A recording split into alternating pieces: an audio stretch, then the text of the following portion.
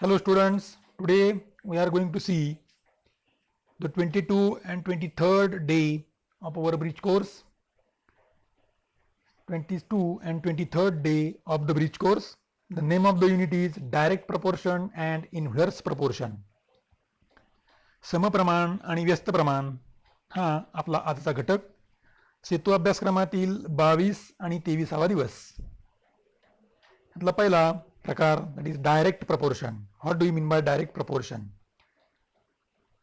One example is in front of you. Look at the picture below. We see division of a circle made by its diameter.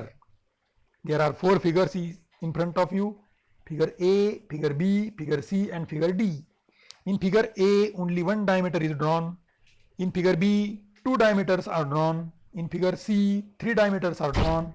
And in figure 4, total 4 diameters are drawn. Do you see any relationship between numbers of diameter and numbers of division in the circle? या ठिकाणी आपल्याला एकूण 4 आकृत्या आपल्या समोर आहेत. या प्रत्येक आकृतीमध्ये काही त्या वर्तुळाचे व्यास डायमीटर्स ड्रॉ केलेले आहेत. पहिल्या सर्कलमध्ये 1, दुसऱ्यामध्ये 2, तिसऱ्यामध्ये 3 आणि चौथ्यामध्ये 4 असे एकूण डायमीटर्स ड्रॉ केलेत.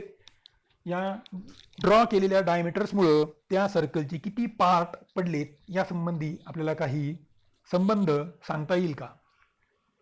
वर्तुळाचे झालेले भाग आणि काढलेले डायमीटर्स, ड्रॉ केलेले डायमीटर्स याचा काही संबंध आपल्याला सांगता येईल का? तो आपण शोधूया. In figure A what happen? How many diameters are drawn? Only one diameter. One diameter makes how many parts? 2 parts of the circle. In figure B, 2 diameters are drawn. Due to this 2 diameter, the circle is divided into 4 equal parts. That means 2 diameter makes 2 parts of the circle. In figure C, how many diameters are drawn? 3 diameters are drawn, and due to this 3 diameter, circle is divided into how many parts? That is 6 parts. That is 3 diameter makes 6 part of the circle. And figure 4, that is D, 4 diameter makes how many parts of the circle? That is 8 parts of the circle.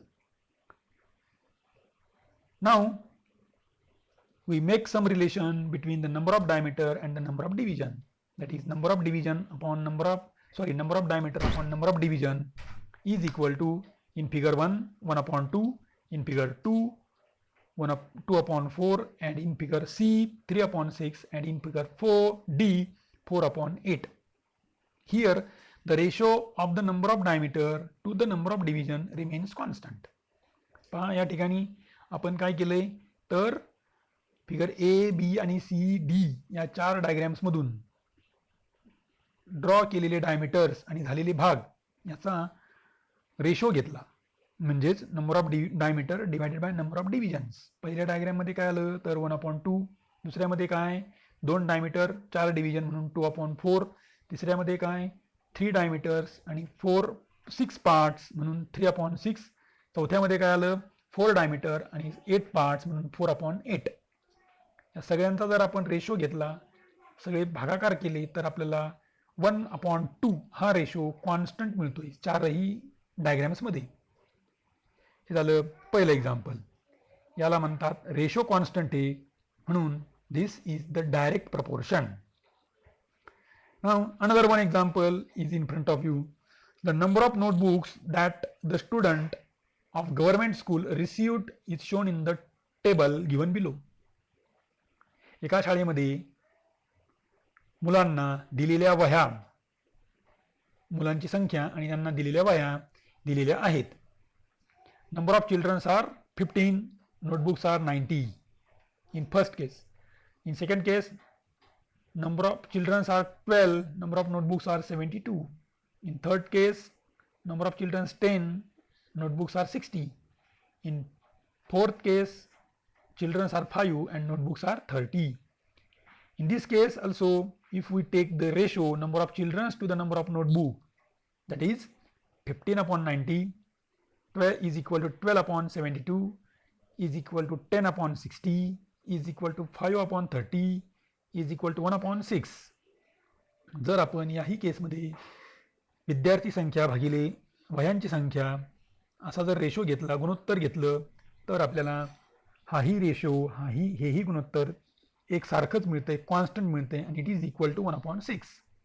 In other word, the ratio 1:6 remains the same or constant in all of the cases. In the example above, we see that when the number of diameter increase, the number of divisions also increase. As the number of children decrease, the number of notebooks also falls. पहिल्यामध्ये diameters वाढवले, वर्तुळाचे भाग वाढले, या केसमध्ये diameters वाढले, वर्तुळाचे भाग सुद्धा वाढले, आणि या केसमध्ये विद्यार्थी संख्या कमी झाली, नोटबुकची संख्या सुद्धा कमी झाली. As the number of children decrease, the number of notebooks also falls down. The number of diameters and the number of divisions are in the direct proportion as are the number of students and the number of notebooks. या दोन्ही केसमध्ये जर एक संख्या, एक value वाढली असेल तर दुसरीही वाढते, किंवा एक कमी होत असेल तर दुसरीही कमी होते. म्हणजेच these two terms has a direct proportion with each other. Here one example, solved example. Example number 1. If 10 pen cost is equal to 60 rupees, what is the cost of 13 such a pen? 10 पेनांना जर 60 रुपये लागत असतील तर 13 पेनांना किती रुपये लागतील? 10 पेनांचे 60 रुपये म्हणजेच 13 पेनांना किती? 60 रुपयापेक्षा नक्की जास्त रुपये लागतील. हे कसं सोडवणार आपण? तर 10/60 and 13/x. X is the rupees required for 13 pens. Taking cross multiplication, 10x is equal to 780 and that is x is equal to 78. त्यावरून आपल्याला 13 पेनांची किंमत मिळेल 78 rupees. This is the solved example of direct proportion. Now inverse proportion. See here, some volunteers have gathered to dug 90 pits for a tree plantation program. एक झाडं लावण्याची मोहीम आहे. त्या झाडे लावण्याच्या मोहिमेमध्ये काही स्वयंसेवकांकडून 90 खड्डे खोदायचे आहेत.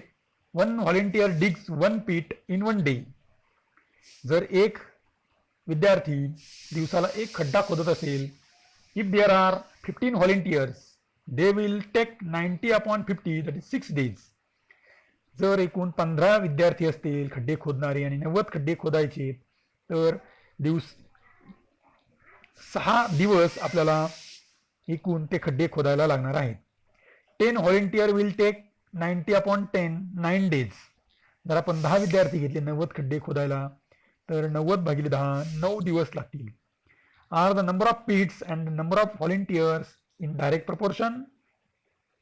Number of volunteers and number of digs, number of pits and number of volunteers are in direct proportion? No. या ठिकाणी जे खड्डे खोदायचे आहेत ते 90 आहेत, आणि व्हॉलंटियरची संख्या, विद्यार्थ्यांची संख्या आपण कमी कमी करत गेलो, तर काय झालं? या ठिकाणी दिवस मात्र वाढत आहेत. If the number of volunteers decrease, more days are required, and if the number of volunteers increase, fewer days are required for the job. म्हणजे जर विद्यार्थी वाढले तर कामासाठी लागणारे दिवस कमी होणार आहेत, जर विद्यार्थी कमी झाले तर कामासाठी लागणारे दिवस हे वाढणार आहेत. The product of the number of days and the number of volunteers remains constant. पण मात्र विद्यार्थी संख्या आणि लागणारे दिवस यांचा गुणाकार मात्र दोन्ही केसमध्ये सारखाच येतोय. म्हणजे 15×90 आणि 10×9 90. That means in this case there is inverse proportion. यालाच inverse proportion असे म्हणतात. Another one example in front of you. Suppose Sudha has to solve 18 problem in a problem set. सुधाला एका प्रॉब्लेम सेट मधले 48 गणित सोडवायचे आहे. If she solve one problem every day, जर तिने दिवसाला एक प्रॉब्लेम सोडला, she will need 48 days to complete the set. तर तिला तो सेट पूर्ण करण्यासाठी 48 दिवस लागतील.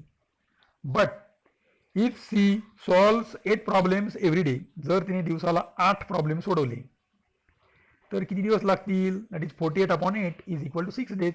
6 दिवस लागतील. And if she solves 12 problems per day, जर तिने 12 प्रॉब्लेम्स दिवसाला सोडवले तर 48/12 is equal to 4 days. That means the number of problems solved in a day and number of days needed are in inverse proportion. That is, their product is the same. That is 8 into 6, 18, 48, 12 into 4, 48. Their product is constant. Therefore, this is the example of inverse proportion. Another one example of the inverse proportion. 15 workers take 8 hours to build a wall. How many hours will 12 workers need to build the same wall? जर एक भिंत बांधण्यासाठी काही मजुरांना 8 तास लागत असतील तर तीच भिंत बांधण्यासाठी 12 मजुरांना किती वेळ लागेल?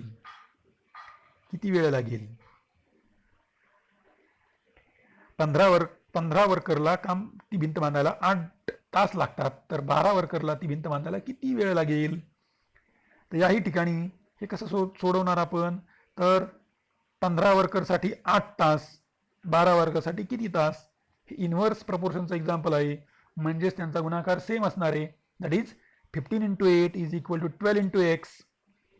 हे जर आपण सोडवलं तर आपल्याला मिळतील x is equal to 10. That is 12 workers will take 10 hours to build the wall. 10 तास त्यांना ती भिंत बांधायला लागणार आहे. Another one example of the inverse proportion. A page of a 40-page class magazine is to be written. 40 पानाचं वर्गाचं एक मॅगझिन लिहायचं आहे.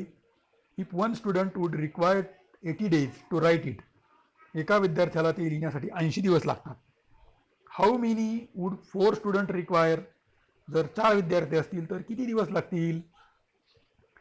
या ठिकाणी असं आपल्याला टेबल तयार करता येईल. Student days, 1 student 80 days, 4 student x days.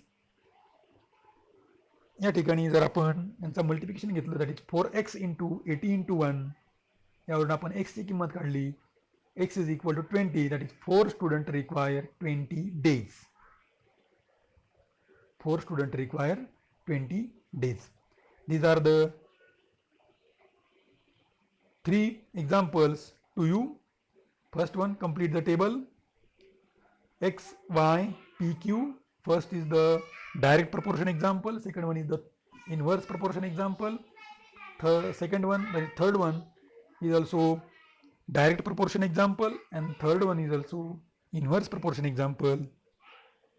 Solve these examples in your bridge course notebook.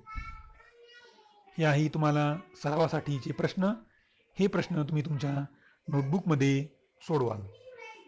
I hope all of you are understand the today's part. Okay, today we stop here.